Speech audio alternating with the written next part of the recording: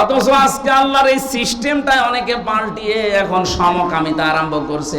গত পরশু দিনও কুষ্টিয়ায় 2 মহিলা বলছে আমরা বিয়ে করব, যদি আমাদের মেয়েতে বিয়ে না দেন আমরা 2 জনই আত্মহত্যা করব। কোথায় পৌঁছিয়েছে তারা বলেন? আল্লাহর পুরো সিস্টেম তারা পাল্টিয়ে ফেলেছে। আল্লাহ পাক আদম নবীকে হাওয়া আলাইহিস সালামের সাথে বিয়ে দিয়ে বলেছিলেন যাও বউ নিয়ে তুমি নিজে জান্নাতে যাও। এইজন্য আল্লাহ আংতা দিয়েছেন। এখানে শব্দটার ব্যাখ্যা হচ্ছে বিয়ে করার পরে বউ নিয়ে যাওয়া লাগবে আপনার বাড়িতে, তার মানে আপনার বাবার বাড়িতে। কিন্তু কত মানুষ দেখা যায় বিয়ে করে আর নিজে ঘর জামাই থাকে। আল্লাহ লজ্জা নেই? ঘর জামাই আছেন এখানে কারা? হাত তোলেন তো। একজন না, আর এটা বলছি না, ঠিক আছে থাকে না।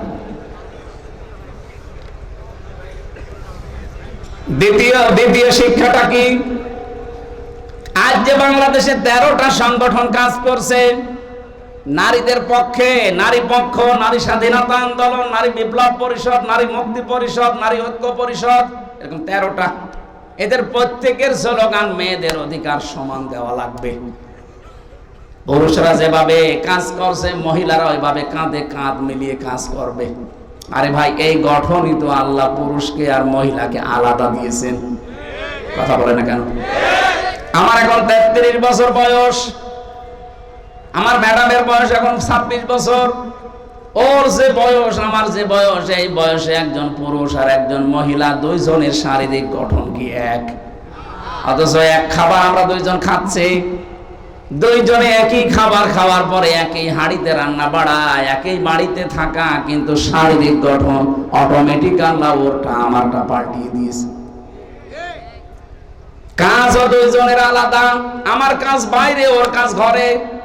এখন যদি বলি না আমি পুরা পাল্টাবো, এই যে মোটরসাইকেলে করে আসার সময় যারা আসলেন, ভেতরে যে টিউব আছে ও যদি বলে না সারা জীবন ভেতরে থাকলাম আমার আর ভালো লাগে না, আমার গরম লাগে, আমি উপরে যাব, ও যদি উপরে আসতে চায় মোটরসাইকেল চলবে।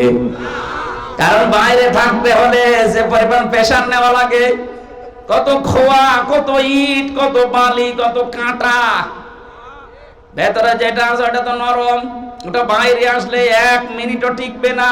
কথা বলে না কেন? আল্লাহ এই জন্য দিয়েছেন খোলা। যারা তাফসীর ভালোভাবে পড়তে চান, বুঝতে চান, এই সূক্ষ্ম বিষয়গুলো নিয়ে বাড়িতে চিন্তা ভাবনা করবেন।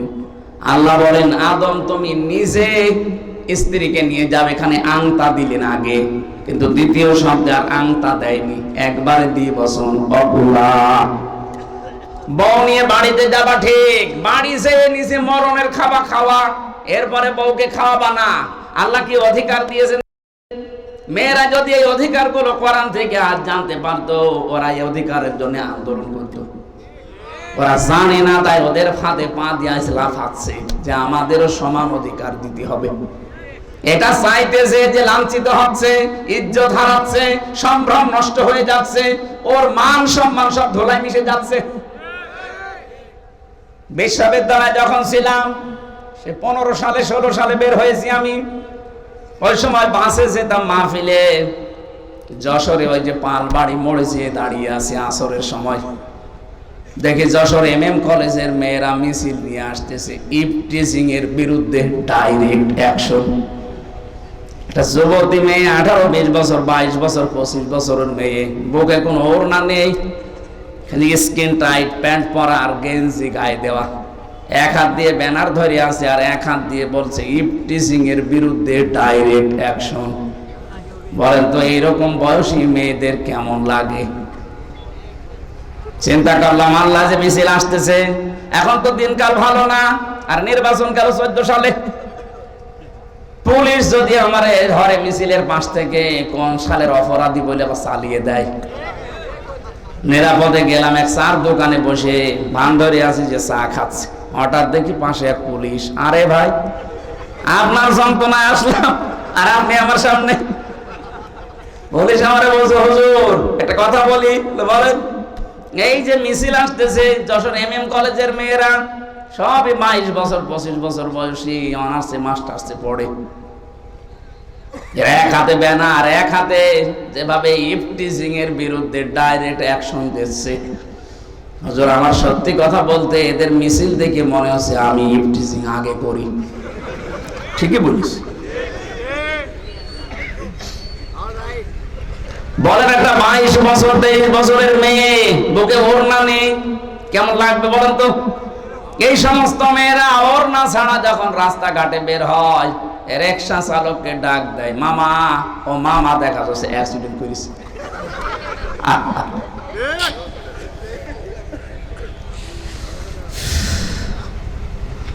এখানে কোলা শব্দটার তাফসীর আপনারা বেশি বেশি দেখবেন, মেয়েদেরকে বোঝাবেন। অকোলা দ্বিবচন দিয়েছেন, মাঝখানে আংতা নেই। আল্লাহ জানাতে চেয়েছেন, হে আদম, নিজে যা খাবা ঠিক ওই মানের খাবার বউকে খাওয়াবা। অনেকে আমরা নিজেরা বাইরে থেকে মরণের খাওয়া খাই, মানসম্মত খাবার খাই, আর বাড়ি বউ খাচ্ছে পান্তা ভাত। না, আপনি হিসাব দিতে হবে। এমন বলেন, হুজুর আপনি যা খান বাড়ি থাকেন। আরে ভাই আমি তো কিনে খাই না, আমি সব আপনাদেরটা, আমার সব পরে পরে চলছে। আমার এইটা দিয়েছে সৌদি আরবের একজন, এইটা দিয়েছে ঢাকার একজন, এই টুপিটা দিয়েছে বগুড়ার এই আব্দুল বারী রশিদি, পায়জামাটাও একজন বানিয়ে দিয়েছে সেদিনে কুমারখালী থেকে, আমার শরীরে ঘড়িটাও দিয়েছে আমার শালা, আমার বলতে কিছুই নেই, মোবাইলটাও একজন দিয়েছে।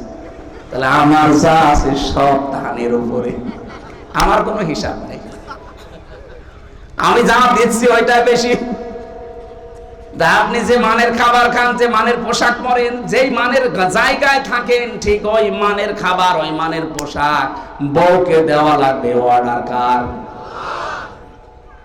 আজ নারীরা যদি বলতো যে আংতা মাঝখানে নেই, তুমি যা খাও এটা ঠিক করো, আজ বাংলাদেশে আমার মনে হয় প্রত্যেকটা ঘরে একটা মিনি জান্নাত হয়ে যেত। পরের শব্দটা আরো কঠিন, রাগাদান হাইসু শিতুমা। আল্লাহ পাক বলেন, বউ নিয়ে শুধু ঘরের ভেতরে বন্দি করে রাখবা না, ওকে বেড়াতে নিয়ে যাবা, যেখানে ইচ্ছা যাবা, যা ইচ্ছা খাবা, কিন্তু সাবধান, ওয়ালা তাকরাবা হাদিহি শাজারা, ওই গাছের কাছে যাবা না। আমরা অনেকেই মনে করি এই গাছ মানে জান্নাতের ওই গন্ধম গাছ। কে বলেছে আপনাকে? এটা যদি শুধু জান্নাতের গন্ধম গাছ উদ্দেশ্য হবে, তো দুনিয়ায় আয়াত নাযিল করলো কোন কারণে? এই নিষিদ্ধ গাছ দিয়ে আল্লাহ জানাতে চেয়েছেন জান্নাতের ভেতরে সব জায়গায় যেমন যাওয়া যায়, শুধু ওই গাছের কাছে বাদ দিয়ে পৃথিবীতে সব জায়গায় যেতে পারবা, 500টা জায়গায় বাদ দিয়ে। কত? এই কোরআনে 500 শরীয়তের বিধিবিধান আছে নিষেধ। আপনি ওই জায়গাগুলোতে গেলে থমকে যাবেন। হযরতে আদম এইটা করেন না, স্ত্রীর কথা মতো তিনি এই গাছের কাছে গিয়েছেন, ফলও খেয়েছেন, এই জন্য বিপদে পড়েছিলেন। তাহলে আমাদের উচিত হবে এখান থেকে বউ নিয়ে শুধু ঘরবন্দি করে রাখা না, তারও একটা স্বাধীনতা আছে।